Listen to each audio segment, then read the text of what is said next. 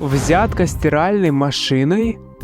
Полковника Генштаба арестовали за взятку стиральной машины от военкома. За неделю до проверки полковник связался с военным комиссаром и пообещал придраться даже при отсутствии нарушений. Но предложил решить проблему за счет покупки для него стиральной машины стоимостью не менее 70 тысяч рублей. Далее следствие, признание вины и домашний арест на 2 месяца, сообщает РБК 22 ноября прошлого года.